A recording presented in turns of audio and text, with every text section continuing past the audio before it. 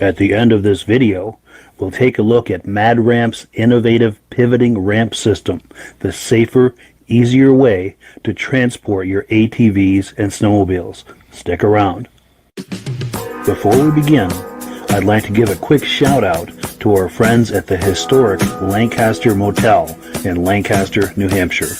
The Lancaster Motel has been serving snowmobilers since the 60s, and they are the perfect eastern trail riding destination for snowmobilers young and old. The Lancaster Motel is right on Corridor Trail 5 in Lancaster, New Hampshire, with plenty of parking for vehicles, sleds, and trailers. Plus, the Lancaster Motel is within walking distance of Crane's Snowmobile Museum, plus restaurants, shopping, entertainment, and more. Click the link in the description to learn more about the Lancaster Motel. Good evening and welcome to the Vintage Snowmobile Podcast. I'm really glad you're here tonight. I'd like to thank you for joining us. We have a full lineup of Vintage Snowmobile entertainment tonight. We've got some live guests standing by to come on for some show and tell here in just a couple of minutes. We also have some we've got a snowmobile for sale, and we've got the induction into the Eastern Snowmobile Racing Hall of Fame in 2019. Claude Hebert is going to be the inductee. And then last but not least, we have Steve Dickinson's Vintage Arctic Cat Snowmobiles. Now, before we get started, I want to make sure that everything is working properly.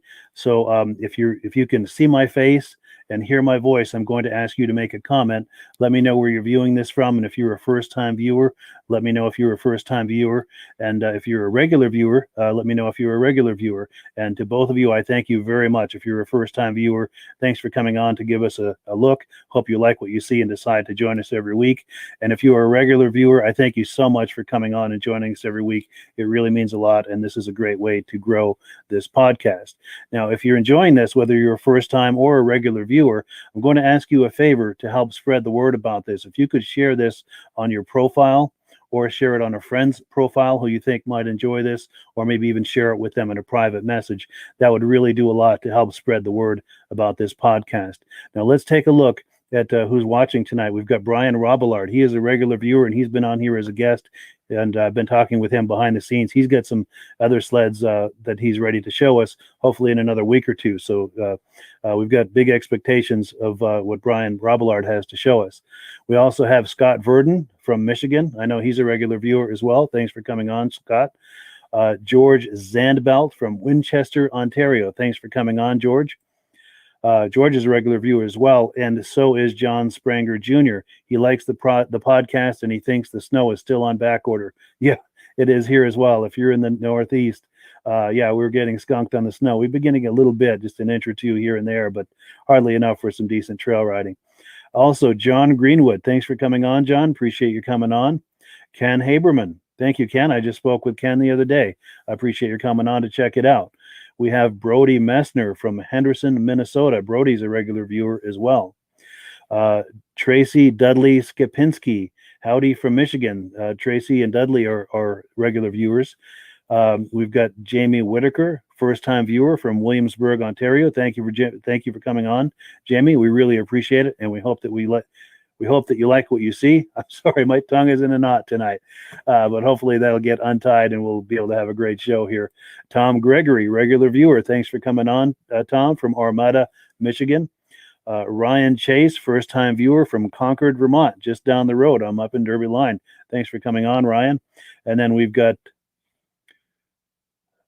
Joe Jake Coe Sr. from Canada High Arctic Northwest Territory. And we've got Mike Orr in Ontario. Great. This is great, guys. Thank you so much for coming on. I'm not going to keep Joe Rosko waiting any longer. Let's bring him on to the podcast and turn his mic on. How you doing, Joe? Good evening, Mike. Good. Well, good. Yeah. Thank you so much for coming on to the podcast. Now, Joe is on here from Ontario, and he's at his family dealership, his Ski-Doo dealership. He's got some incredible show and tell that he's going to be sharing with us tonight. I'm going to put a banner up on the screen here. This is the name of his dealership, and in a second here, he's going to turn his camera around and talk up what he's got going on there. And I'm going to remove this from the screen. There we go. Yeah, he's turning his camera around right now. Yeah, wait till you see, guys, what he's got to show us. This is going to be great. We'll go right to the gas tanks first, though, Mike. Yes, by all means. Okay, I noticed when you had it on, it was Joe's gas tank. It's not Joe's. It's Joe and Mike's, or Mike and Joe's, or Mike Orr is online. He's really the biggest contributor. Mike's done all the work. I just give him the work to do. So gotcha. Okay. But I'm glad you cleared that up. Oh yeah, no, Mike does a fantastic job. He's a perfectionist. So actually, Ken's online. This is one of Ken's tanks, the moto skis. Ken's invested quite a bit in it, and Mike did the tank for Ken, and it's perfect to a T, if you notice. Yeah, that's nice. Then in the middle here is the Blizzard bubble nose tank, and it's an exact fit, part numbers and all. And right here is the 72 Blizzard tank. If you look real close, I don't know if you can see it, you'll see the part number right in it. So yes. These tanks are an exact fit, better than the new ones, better plastic, and Mike is a perfectionist, so you can guarantee that they're perfect to a T. One other thing Mike's done for me is the head. That's a 70 Blizzard 340 for the bubble nose. That's the head, and he's currently working on that cylinder as we speak. Wonderful. What Mike is also working on, we've got a 71 wide body Blizzard tank, and Mike probably, I hope his iPad doesn't blow up right now, but we're trying to have it ready by the end of February, so hopefully that'll be out. With Ken's got different vintage motoski parts too. He's got chain cases, trunks, belt covers. So if you need anything, get in touch with Ken at kensrehab.com, I believe it is, and you'll be able to get motoski parts. For the tanks, you can get in touch with my son at the store here, or Goose is going to be selling them in the U.S. So Goose in the U.S., that's Ken or Ron Thompson, and he's looking after U.S. sales for us. Nice. And Ken and Mike are both in the comments right now. So if you were curious about these tanks and want to reach out to either of them, just contact them in the comments there and get a conversation started. But yeah, this is great, Joe. Go ahead. Please continue. Yes. So I'll try and give different views so that everyone can see. So we're hoping to move these tanks. Basically, what people have to understand is shipping. We can do nothing about shipping. Shipping's expensive. Can't do anything about it. And right now we're really not making money. We would just like to break even. The cost of the mold is very considerable. Sure. So it's really just the hobby and to get things done. Gotcha. Now, John Fitzgibbons is watching, and he's wondering who he might contact in the U.S. To get some of these tanks. I know you'd mentioned Goose as your U.S. contact. Is there a phone number or something for him? Yes, I'd have to post it. I don't know it off heart, but I will post it for everyone. Wonderful, wonderful. And also, if someone is curious too, you can email me after the program, and Joe will share that information with me, and I can relay that to you. And also, as you can see here, Ken Haberman is on, and he's got his contact information there. You can find him in the comments of this video if you'd like to reach out to him. But yeah, please tell us about this citation. That's a 1980 Citation SS. It's pretty well perfect. It's not the one we had is new, but my wife had one exactly. We bought it, the first new sled we ever bought. And so, it was one of the favorites I wanted to pick up and finally did. And so I got it now on display. Then Yeah, I remember those when they came out. I was a teenager and I was madly in love with those. I'll just take a walk around. I've got a few more. These are kind of some of the ones I have, just special ones I put on display for everyone to see in the store.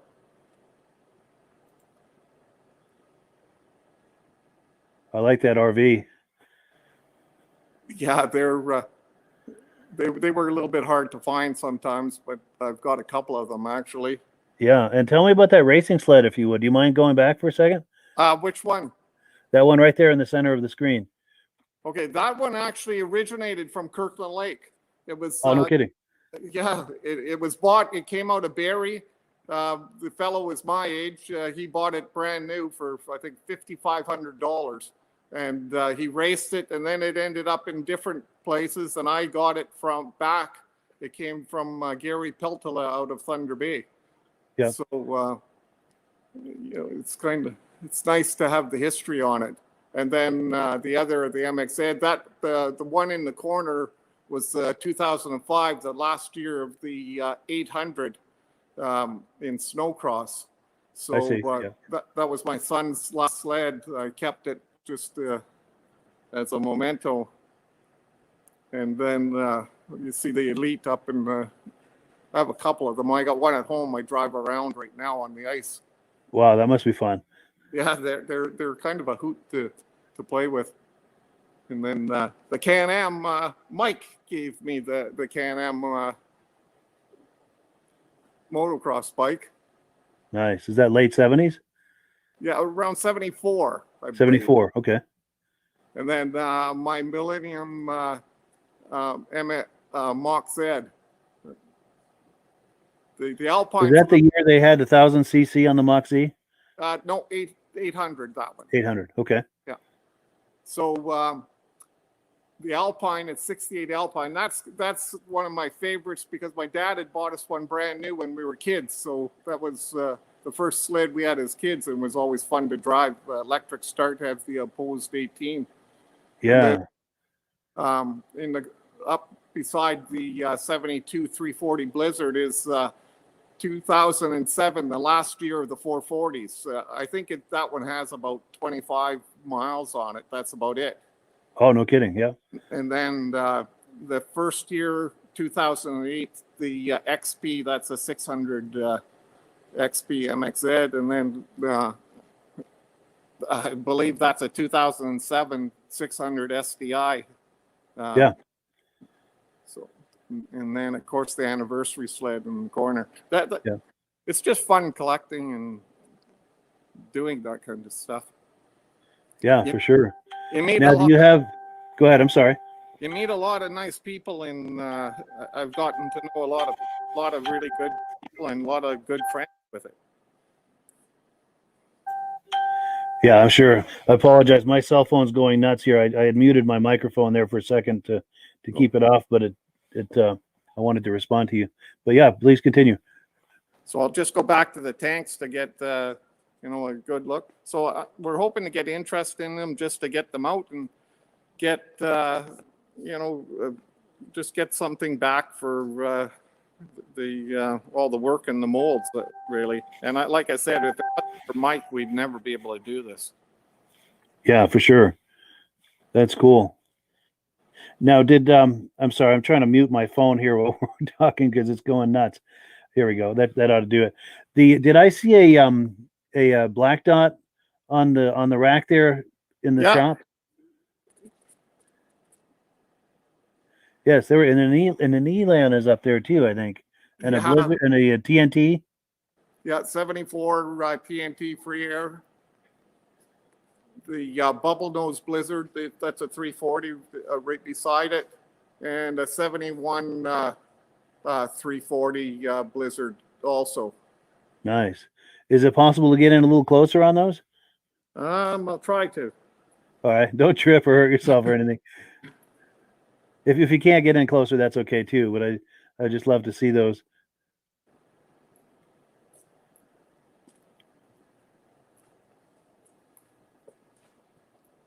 There's so much stuff in the store here. It's just hard to get around. Yeah. I don't know. Is that a little bit better, Mike? Yeah, I'm liking that. That's wonderful. Thank you. Yeah, I wonder if you could tell us about some of those. Any details or any stories behind any of those? Yeah, the 340 was from Kirkland Lake here. It was a local dealer here. And so it's been around here its whole lifetime. I was lucky to track it down and bring it back and restore it and put it back to the store. It's nice when you have the history on it. Yeah. Actually, I remember going as a kid and drooling in the dealership looking at those. Yeah. Yeah, for sure. And then that one on the far left, is that like an early 60s, one of the early production models?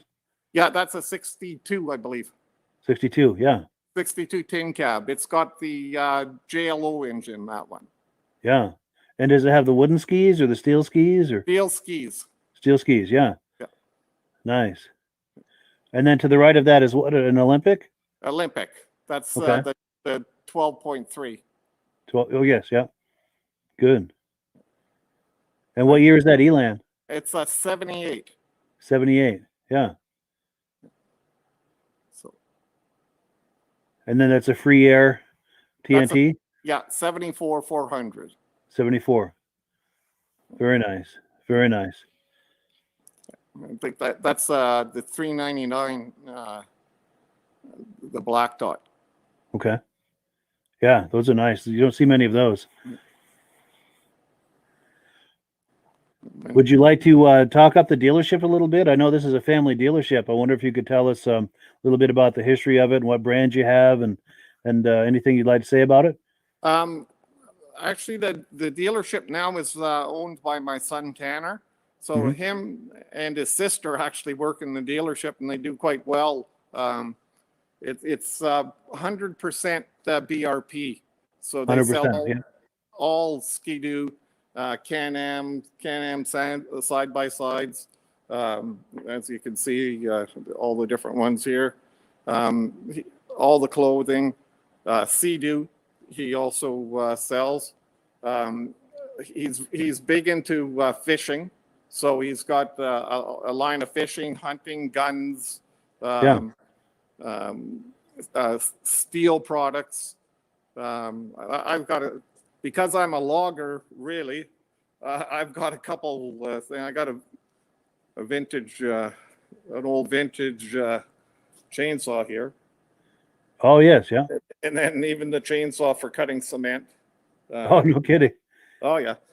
So is that a chain with a special type of teeth on it that is designed for cutting through concrete, or how? Yeah, it's got it's a carbide chain.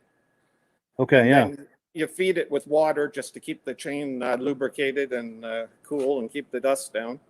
Yeah. But it actually works very well. So yeah, that's cool. We've got a real variety of stuff, and it's a nice occupation and a hobby, actually. Yeah, for sure. And I'm more the tinkerer into the old stuff.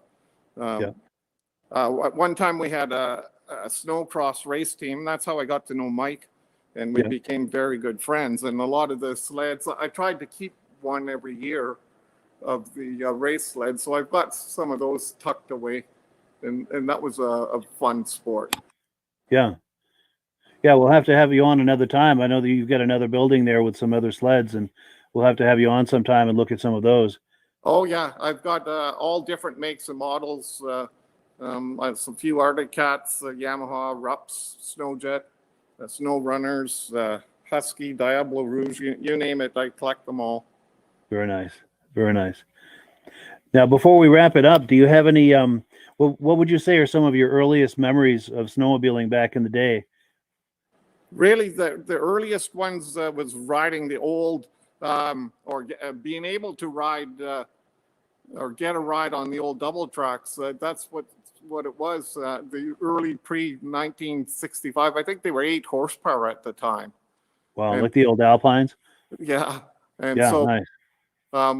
When you were kids, you never had the luxury to ride the snow machines. Even looking at them, and sometimes just being able to run on the packed trail was fun. Yes. So, did your family do a lot of grooming with that Alpine that you had, that first sled that you had? No, we just drove it, rode it. A recreational sled. Wonderful. Yeah. Well, good. I'm going to put that graphic back on here one more time for a phone number. So if anyone has questions about those tanks or anything else that they see here in the dealership, that is how they would get a hold of you, or with your son Tanner, I believe. That's right. Wonderful. Well, good. Well, yeah, I really appreciate your coming on tonight, Joe. Okay, it was fun, actually, Mike. Enjoyed it. All right. Well, thank you so much. We'll have you on another time. Thank you. All right. Take care. All right. Well, that was Joe Rosko showing us his dealership, his showroom, and his tanks. And our next guest we're going to have here. Let's take a quick look at this real quick. This is the menu for tonight's programming. We're on number 2 now. We're about to bring on Luke Bristol for a look at his racing sled. Let me get him on. Here he is. And let me get his microphone on. There we go. How you doing, Luke? Good. You, Mike? Good. Thanks for coming on. Now Luke is coming on from St. Johnsbury, Vermont, just about an hour from where I live up north in Derby Line. And we're in his shop now. He's going to do a little show and tell on some of his sleds.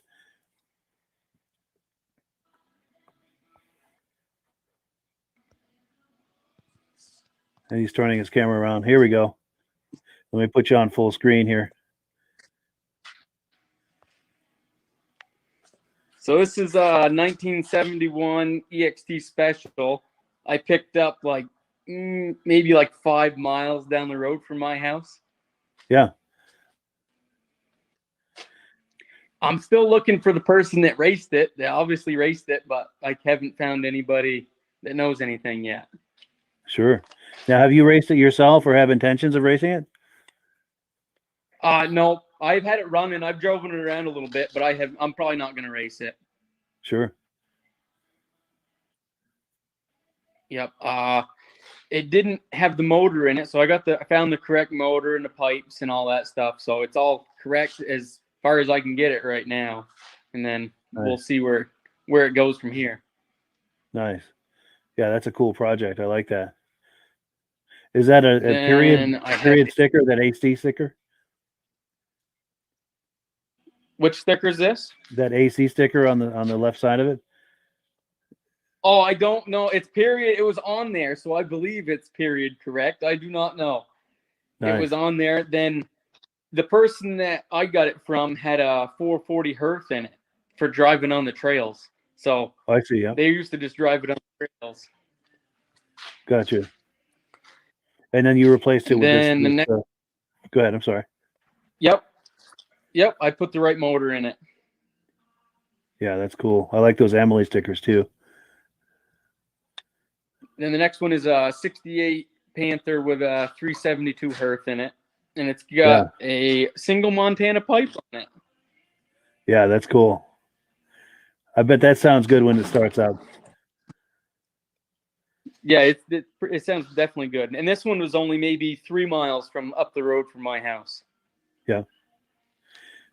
Now, is that a fuel tank there on the side of the engine? Yep. 68s had the suitcase fuel tanks. And then 69, I think they went to the trunk. In the rear. Okay, yes, I remember those. I believe. Yeah. Now, is that suitcase tank removable so you can take it to a gas station to go fill it up and then bring it back to the sled and hook it on? Or Yep, you can take it right out. Yep, you can take them right out. that's actually a cool idea. Yeah, I don't know why they switched to the trunk because they all just rusted out anyway. Yeah. Yeah, because we had a 69 Panther back in the day with the fuel tank in the trunk. It had excellent traction, but boy, if you got that stuck, that was really heavy trying to yank on that. Yeah, definitely. Yep.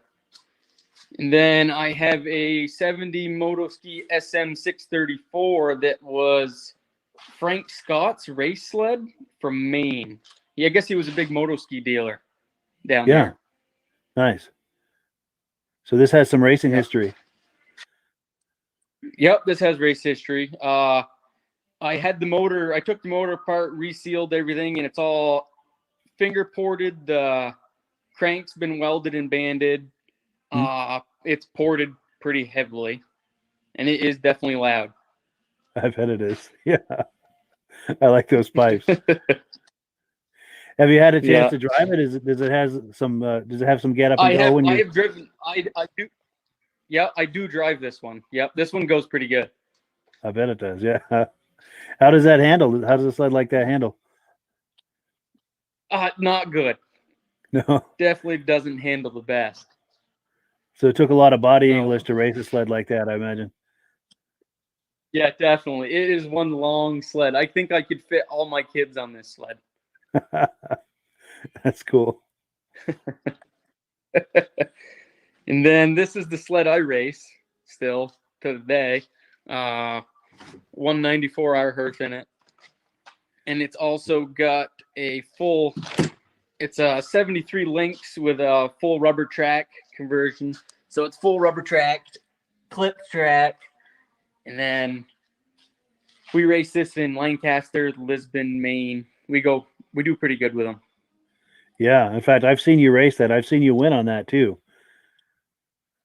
Yep. Very cool. In fact, you were riding that the day we met. The first time we met a few years ago, you were riding that. Yep, I remember coming off the track and you were standing right there. Yeah, I remember. Yeah. Yeah, and I just happened to have the camera rolling too. In a few minutes I'll roll that video too when we're finished here. But yeah, tell me about how you got into racing. How long have you been racing? Not that long. One of my buddies was doing it. Ryan Peterson has the same sled as this. We have two of these, and he started racing years ago, and then he got out of it. And then I went to go watch him race one day in Lisbon. I was like, I'm going to get into this. Then we built two matching sleds. So these are identical sleds. Identical. And then, so I've only been racing 2017 or 16, somewhere in there is when I started, I think. Yeah. Very nice. And you're hooked at this point. There's no turning back, I imagine. Yeah, no, there's probably no turning back. I got too many parts for it now. Nice. Nice. Go ahead. What were you going to say? A 76. And then, I got so many parts to that motor, I couldn't afford to get out of it now. And then I got a 76 340 snow twister. Very nice. This is definitely a fun sled. Yeah, I bet it is. Those won a lot of races back in the day. Yeah, I think they still do very good to the day, I believe. Yeah. Yeah, for sure. That's a really nice shape too. Yeah, it's not bad. The tunnel's been welded in the back, like typical. They always are. Yeah. But this one was only maybe 8 miles from the house. I don't travel very far for these. Wow, nice. Yep. Yeah, that's a sharp looking sled too. They really look nice. Yeah. Then the Thunderjet I picked up maybe 20 minutes north of here in a barn. And then it came from the person I bought it from, got it from Burlington. They got it from right out of Burlington, maybe in the 80s, I believe. Okay. But that one's fun. I take that out on the track every once in a while. Nice. I've seen you bring that to shows. I think I saw you riding that at the Washington show a couple of years ago. Yep. I bring it to the shows and I'll ride it around. Yeah. That's definitely that's a fun sled to ride too. Yeah. Yep. Very cool. And then you said you do some fabrication of some, I think, engine mounts, I think you said, right? Oh yeah. For the race sled, for my race sled, I've been making 194R aluminum motor plates, or I'm in the process of doing a run of them right now. I'm thinking I can do, like, pricing wise, I'm thinking like $80, I think, shipped anywhere in the US is what I'm thinking on these. But I'm still working on them. They're still in motion right now, but they will be available soon, hopefully. Yeah, very nice. Very nice. In fact, I'm going to put your number on the screen here. So if someone is watching this and is curious about that, this is how you'd get a hold of Luke to speak to him about it. Yep. Good deal. And I'll take that off. But yeah, please continue. I got, what else do I got to show you? I got a 4-cylinder King Cat block, new old stock one that I'm looking for parts for, but yeah, that's impossible to find. That is cool. That is very cool. Yep. And then what else do I got? So these are all like for my race sled. This is all her 194R cylinders that I got extra for. Yeah. So backup parts and then backup parts racing, of the backup you know parts. how racing goes. Absolutely. Yeah. Yep. And if I had lights in my barn, I could take you out there because I got more stuff out there, but I'd have to wait till daytime. Yeah. Yeah, we'll have to have you on another time. Yep. Yeah, that's really cool. Yep. And these are the kids' sleds. Yep. Now, do your kids race those, or do they just ride those recreationally? Or they do. They race these. This one's got a 206 Briggs in it that's runs on methanol. Methanol, yeah. So they all look the same. But, yep. And then the green one is a Champ motor that runs on C14. Okay. And the kids enjoy that? Yep.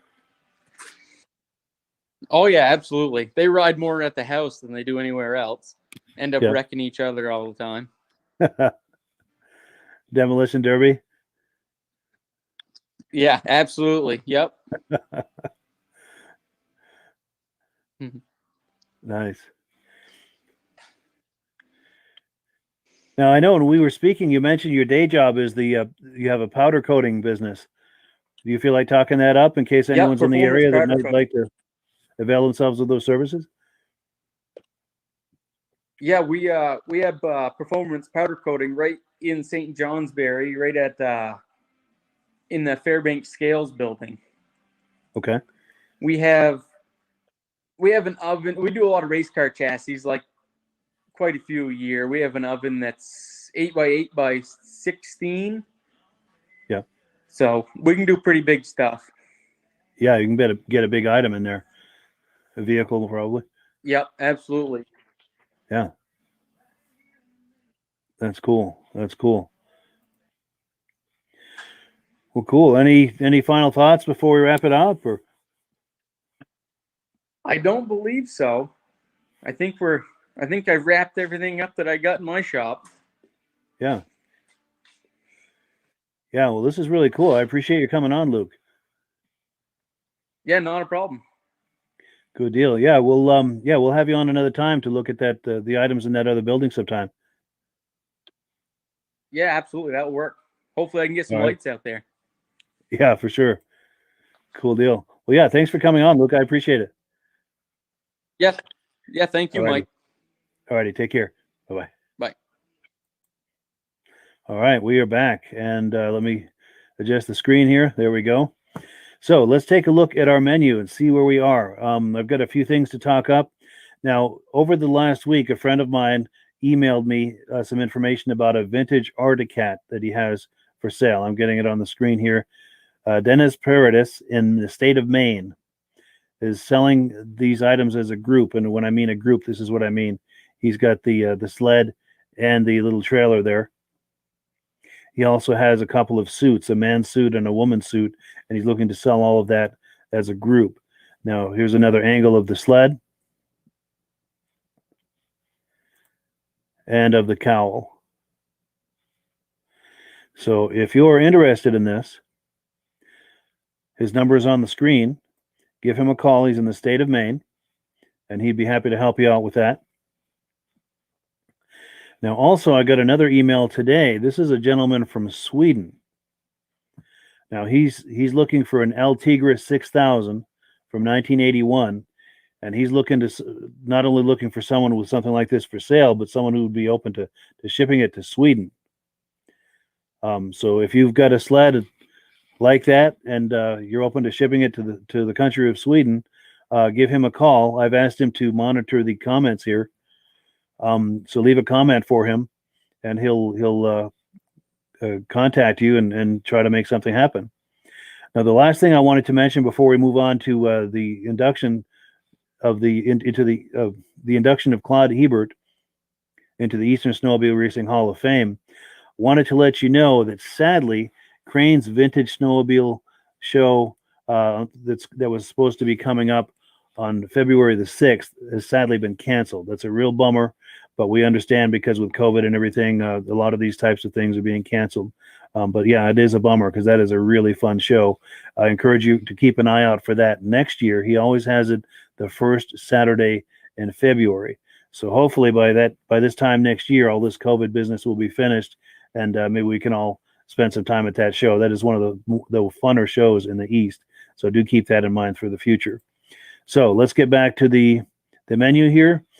Let me cue up the video of Claude Hebert being inducted into the Eastern Snowmobile Racing Hall of Fame. But I apologize, I'm out of turn here. One thing before we get into that, I wanted to run the video of Luke that we had on a minute ago. This is the video from when he and I first met. It's about a minute or two into this video where he and I met, but let's take a look at this video. This is from the Lisbon Vintage Snowmobile Racing in 2018. Now, is this an 81 or an 80? 80.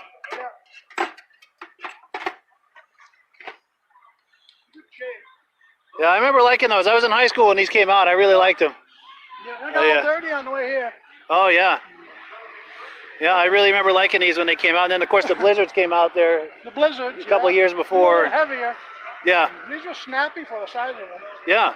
And then a few years later, my dad got a Citation 4500. It wasn't as sporty as this. Didn't have the twin carb, but it was nice. You could hang the track out, hang the tail end out, you know. How long have you had this? Third year. Yeah. 3 years, yeah. 3 years, nice. Have you restored it at all, or is that original? Or? Original except the jack shaft, chain case. When we got a chain case was broke out of it. I had to take the motor off, changed all the chain case, jack shaft, and cleaned it all up. Got hours in it, yeah. I'll bet, yeah. Now you're racing that today, or just showing that? Or? We ain't racing it now. Just showing it? One always put a long track on it, but we never did. Oh, like a 4500 track? Yeah, longer. Yeah. Yeah, that would be cool. Yeah. And then this is a 69 here.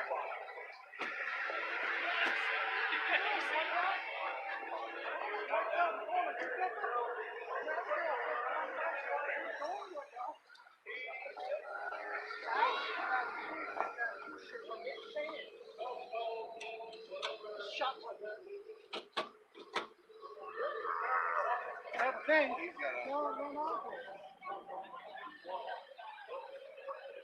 Take the air jet out and then put more.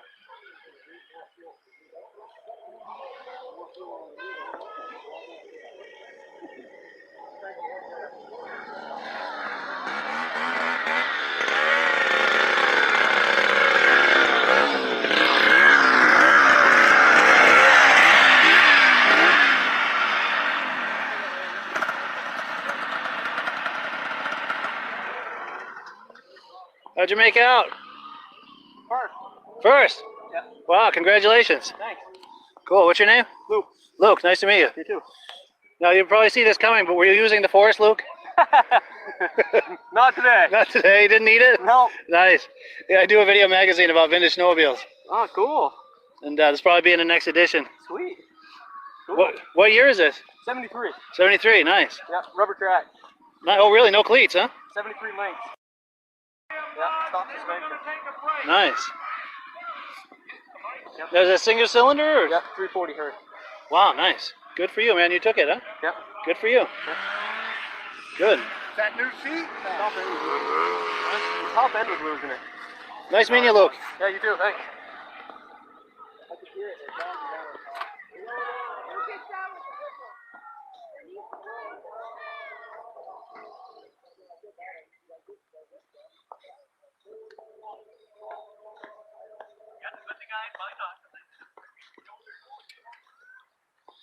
Okay, if I take some video of your sleds? Cool. Yeah, I'll give you my card. I do a video magazine about vintage snowmobiles. I like that TX. Yeah, he's gonna run it in the demolition derby at the end of the race. Nice. End of the day, right, Tom? You'll probably do well. Those were tanks. We had one when I was a kid. We had a 250 TX, and it was tough. I was a teenager and it took everything all the abuse I gave it. The only 3 years it didn't blow up on a regular basis was the fucking Polaris 250s and 340s. 440s blew up. Now, is this a 76? 78, yeah. Nice. It's all this. It hasn't been redone or anything. All original, huh? Yeah. Nice. Still got original chrome plating and all that. So I bought it running. I think I'll just leave it alone. Good. So what is it, 340 or 440 or? 340. 340. Nice. I put Indy suspension in it. Double runner carbides. That gives us some bite. Warmers. Oh yeah. Nice. And I wanted to ride the trail. Yeah.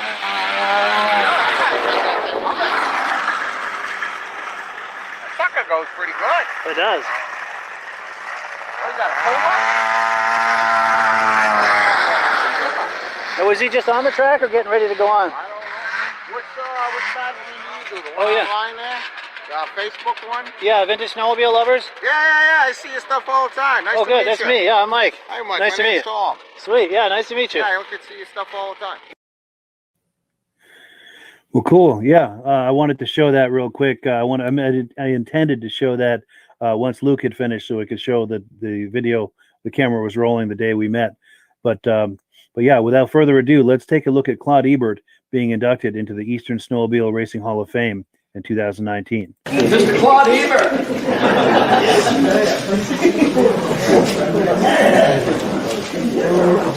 Claude Hebert, racer promoter, inducted into the Eastern Snowmobile Racing Hall of Fame 2019. Claude's exceptional racing talent in the early 1960s was noticed by the local Colbert motorski dealer, who then hired him as their driver. He was soon invited to race for the Eastern Motorski distributor Rockwell Incorporated. It was here that Claude not only became New England sales manager for Rockwell, but worked closely with the motorski factory on engine development to increase horsepower and was involved in the many rule requirements for racing.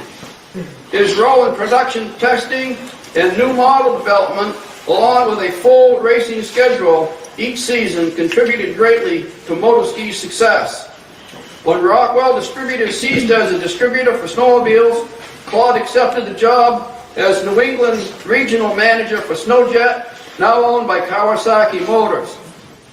Claude was soon promoted to as national international sales manager and involved in the Grand Rapids, Michigan, where he was involved in production testing, product development, and was involved in the development and promotion of the TOC Tournament of Champions. In 1969, on an icy Sunday morning at the Lancaster Grand Prix racetrack, snowmobile racer Claude Hebert, driving a 634 motorski, got into a first turn skirmish with a Nordic cat rider and delivered to the snowmobile racing world the first real glimpse of the element of danger to this new sport. Will always be remembered as the guy who cut off a telephone pole.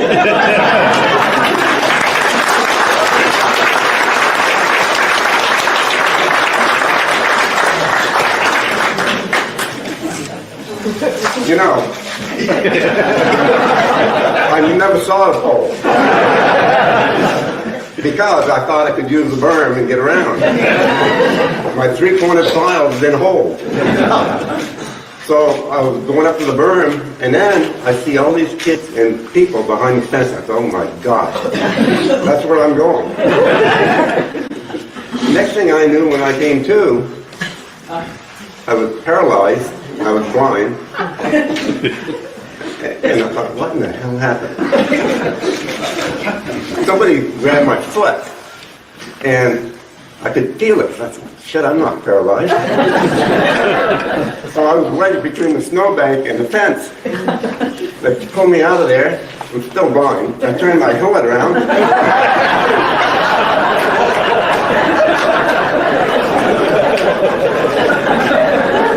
I still didn't know what happened. The pole was on the track, and my motor ski's upside down on the fence. What? Well, I never saw the pole. That was the most amazing thing ever. And then they got my sled out, and I realized, hell, my brake cable was broke. I couldn't slow down anyway. So that was my day. It's a pleasure to be here and to accept this on behalf of the telephone pole and light. They took him to the hospital, checked him out, he came back that same day and started racing again. I didn't go very fast, but my brake cable was still broken.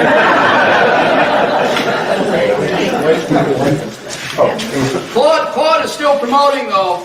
Claude has been instrumental in helping us find these different racers and everything the last couple of years on the internet.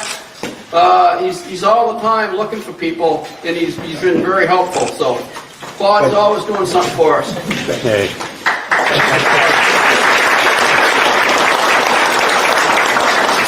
I want to thank Rick Sinuous for the work he's done in developing the site. And that has brought together so many of the races and names from yesterday that we had all long forgotten. And all of a sudden, the stories they come out with and the memory these guys have is just unbelievable. I think Bruce Bullride... Don't ask them what they had for breakfast. Bruce Bullride can tell you every race he was ever in and what position he was in. You know, who remembers that stuff? So, thank you, and for Paul Crane, and you, Ed, for all the work you've done in that. Appreciate it very much. Thank you.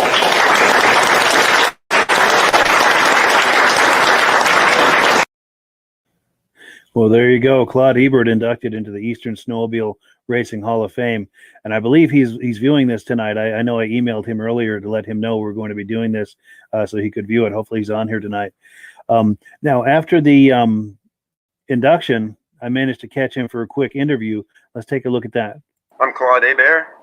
I started racing motor skis back in '64 when the '65 models came out. And little did we know at that time what we were really into. We didn't even know that this industry was going to be what it is today. I think none of us really realized the industry was going to grow the way it has. If we hadn't, maybe we'd have done things a little bit differently. But in any case, it was exciting because we were young, we wanted to go fast. And when the motor ski dealer in Colebrook offered me a ride, well, you know, what the hell, it's his sled. I don't have to worry about beating mine up. And then I was pretty good on the sled, so then I got an offer from Rosko Distributors out of Yarmouth, Maine. And so they hired me, and I went racing and sales, and raced every weekend, and then salesman during the week.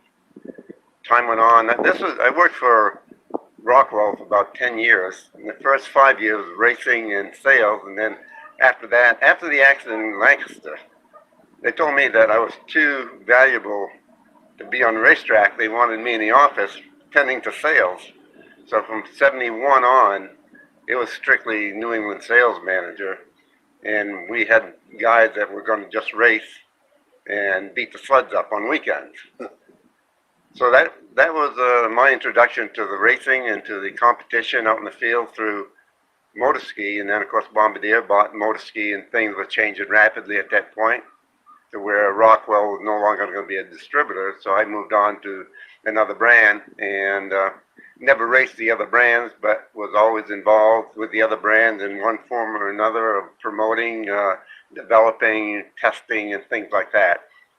So the snowmobile industry was very good to me for 18 years that I was in it. So today I kind of look back on that with fond memories, especially with what they have done here at Cranes, that they took the time and the initiative to bring back the memories of yesterday. I think great job. For sure. Yeah. Well, thank you so much. Yeah, great interview. And I have to say that is one of the fun things about this Eastern Snowmobile Racing Hall of Fame, the induction ceremony they have every year, is you get to hear these incredible stories like the one you heard a minute ago about hitting that pole and all of the mayhem that ensued after that. It's just story after story after story, not only during the ceremony itself, but as you're mixing and mingling with these people and overhearing other conversations that people are having. It's just an awful lot of fun, and it's growing every year. Every year the ceremony gets bigger and bigger, and it used to be inside Crane Snowmobile Museum, but it's gotten too big for that. It's just too many people, so now they have it outside in the parking lot. That's just how big it's grown. And I would like to cordially invite you to join us for the next one. It's going to be on September 11th, 1 p.m. Eastern Time at Crane's Snowmobile Museum in Lancaster, New Hampshire. Now, if you're planning to join us with this, a couple of things. You want to make sure you get there early so you have some time to go in and check out the museum. You can also mix and mingle and visit with inductees, past, present, and future. And you also want to be sure and bring a lawn chair. That's where you're going to be sitting, is you're bringing your own chair. Now, then they have the ceremony, as you've seen clips of on this program. But after the ceremony, everyone moves over to the Lancaster Motel for the after party.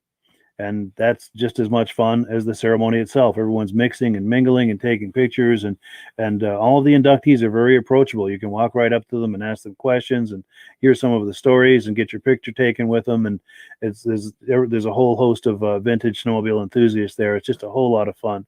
And if you're planning to go, you of course want to stay at the Lancaster Motel, because that's where the after party is. As the after party winds down, you just meander over to your room and call it a night, and everything is right there.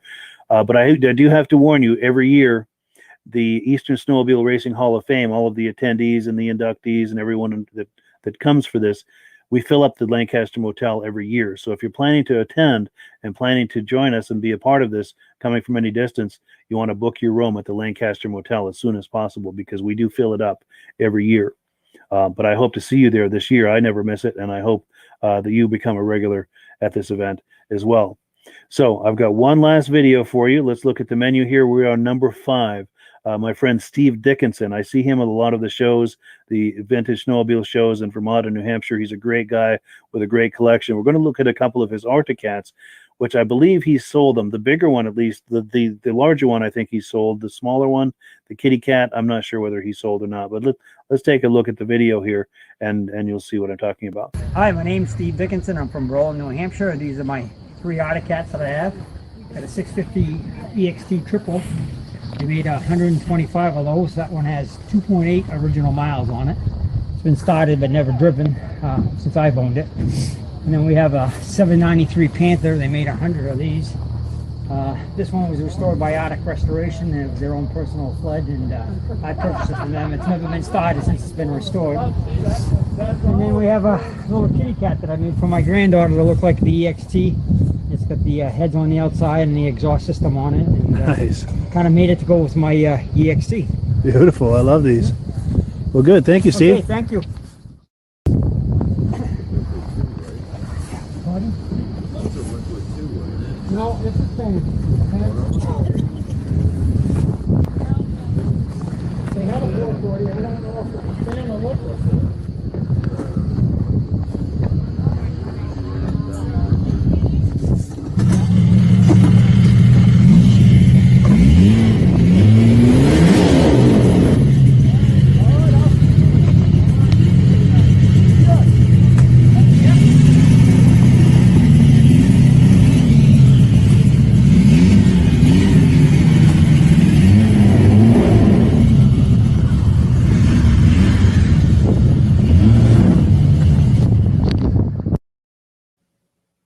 Yeah, Steve Dickinson's vintage Arctic Cat snowmobiles. Now, I believe he's getting rid of the EXT and the Panther, if I recall the conversation with that I had with him a little while back. And of course, he's not going to be without vintage sleds for long, so he replaced those with something else. And I'd like to have him on sometime for some show and tell, because he has, as you can see from his collection there, he buys the best of the best. He's got some truly exquisite examples of vintage snowmobiles, mostly Arctic Cats. And he's also got the clothing and all sorts of things. So I'd really like to get him on here sometime for some show and tell. And hopefully one day soon you'll be able to meet him and see what he's got. So that is about it for the evening. I really appreciate your coming on, and especially the forgetting myself here. Let's go and look at a few comments before we finish, because I know quite a few have come in. Let me find where we left off.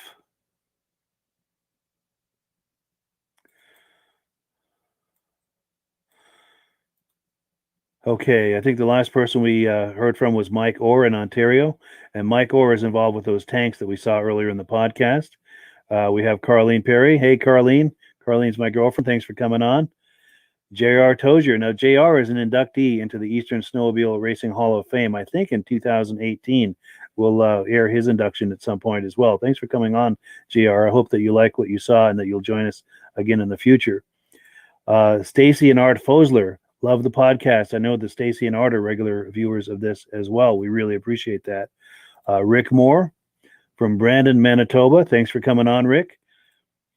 Danny Poitra, first-time viewer from Belcourt, North Dakota. Thanks for coming on, Danny. I hope you'll continue to join us in the future. We're on here every Thursday night at 9 p.m. Tony Triafante, first-time viewer from Aurora, Ohio. Thank you for coming on, Tony. We appreciate it. Our good friend Jim Layton is here from Northern Maine. Jim's been on here before, and he'll be on here again. I was just talking to him tonight. He's got some new items he'd like to show us. So sometime in the next few weeks here, we'll have him on. It's just a matter of arranging it. John Fitzgibbons, who has them in the USA. Oh, he's asking about those tanks. And I'm gonna get information about that so that people can order them if they need to. But in the meantime, order them or give a call to inquire. Let me see if I can find the graphic to put up. In the meantime, I know this doesn't look good the way I've got the screen laid out. Let me try it this way. That'd look much better.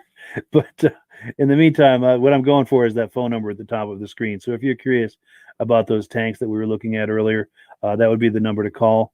And they'll be able to point you in the right direction. Now, Ken Haberman is also involved with the tanks. He does the motor ski side of it. And that's how to reach him. Search for Ken's Vintage Rehab on Facebook. Kim Goccioni, Gooseland. Now, Gooseland is where you get them in the U.S. I don't know if Jim is saying that it's Gooseland or if Jim is with Gooseland. I'm not sure how that works, to be honest with you. But Ken Haberman says, thanks, Joe, for the help. Mike Orr. We've got Michael Cotgrave, Cochrane, Ontario, home of some of the best trails in the world, home of the Polar Oval Race Cup. We also have snowpack drags, one cool sled museum with over 100 vintage sleds to view. While you're there, check out the live polar bears. That sounds like a great place to go, Cochrane, Ontario. So if you like vintage sleds and you happen to be in that area or going in that direction, be sure to stop in and check out all of the snowmobile things they have there. Jeff Nix, wondering about Mach 1 snowmobiles. Oh, he must have been asking when Joe was on. Ronald Parks, hello from Cortland, Ontario. I keep mixing up Ontario and Ohio tonight. Sorry about that. Jeff Nix is here. Oh, Ken Haberman likes that SM. Yeah, I agree. Yeah, absolutely. John Greenwood remembers a friend and a Zephyr that whole neighborhood could ride one lunger. Diane Baker is on. Diane Baker is a regular viewer. Thanks for coming on here every week, Diane. We really appreciate it. Nice to see you again. Brody Messner messaged you 5 minutes before it started. Wanted to know if you could share that snowmobile event on your page. And unfortunately, I don't have a way to access that. I apologize, Brody. Hopefully it hasn't happened yet or won't until next week. I'll try to air that next week. Sorry about that. Now, Brian Robillard is talking about a vintage snowmobile show in Ossipee, New Hampshire, January 30th at Hobbs Brewery. And I think I have a graphic for that. Yeah, so here's the graphic for that. Saturday, January 30th, 2021 at Hobbs Brewery. If you're in central New Hampshire, that's a great show. And I know Brian is talking about maybe going to that show and taking some footage to share with us, which would be really nice. I hope you're able to get some footage, Brian. We'd love to have that on. We'll give you full credit, of course, if you share some footage with us. David Crawford signed in from Columbus, Indiana. Steve Dickinson, nice job. Thanks, he says. And that Steve is the gentleman who owns those cats we were just looking at. Pat Lima, very interesting. Again, awesome. Good deal. I appreciate your coming on, Pat. I'm glad you're enjoying it. Lyndon Dewey likes the Arctic Cats. And Ken Haberman says, very good show. Well, thank you, Ken. I really appreciate that. So we're going to wrap it up here. I'm going to show you a video about the Mad Ramps product in just a moment. But before we do, I wanted to tell you about something I'm doing Saturday. Now, I've been in contact with my friend Mike Mahar. He is involved with the Central Minnesota Pond Racing Organization. I think he's the guy that runs all of that and makes all of that happen. I ran a test feed of one of their earlier races from last weekend on Vintage Snowmobile Lovers, on my Vintage Snowmobile Lovers page yesterday. I was able to do it successfully. That was just kind of a test, and I've had almost 10,000 views on it. So it sounds like it's a winner, and I appreciate you guys viewing that. The reason I did that is I'm going to try to do that live. I'm going to try to take that feed live Saturday. It begins at noon Eastern Time, 11 Central. So if you've got nothing better to do and would like to see some ice oval racing, tune in. I'm going to try to bring that feed on the Vintage Snowmobile Lovers Facebook page. Just monitor that page, refresh it every now and then around noon Eastern Time, and you should be able to find that the ice oval racing, Central Minnesota Pond Racing. So do look forward to that this coming Saturday. I'm going to try to bring that to you. It's a first time, and it's new technology and all of this. And, you know, I'm in my late 50s messing around with this technology, so it is what it is. But I'm going to try to bring it to you. And if you're around, please take a look. All right, guys, thank you so much for being a part of this. I really appreciate it. Hope you like what you see and decide to join us every week. I also hope that you'll do me the favor of sharing this either on your profile, on a friend's profile who might enjoy it, or share it as a private message to help get the word out about the podcast. Anything along that line that you could do, I would really appreciate it. It's a great way to spread the word about this and help grow it. So thanks, everyone. Have a wonderful day, a wonderful evening, and we'll catch you on the other side. Here is a quick video about the Mad Ramps product.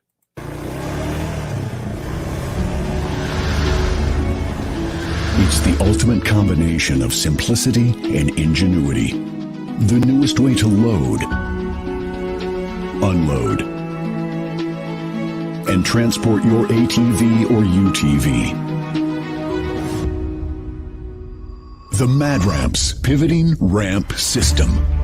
Made in the USA and engineered for strength and durability. Maneuver through tight places and over rugged terrain with plenty of ground clearance. No licensing, no ongoing maintenance costs, and no storage hassles like trailers. Won't slip or move like conventional ramps. Free up more cargo space in the bed of your truck. Securely connects to your truck's receiver hitch. Easily extends for safe loading and unloading. Seamlessly retracts for highway and off-road travel. DOT approved in all 50 states and Canada. Quickly disconnects in under a minute. A unique space-saving storage system. The Mad Ramps Pivoting Ramp System. Go farther. Go faster. Go safer. When you order using the link in the description, I'll send you 3 free Vintage Snowmobile DVDs.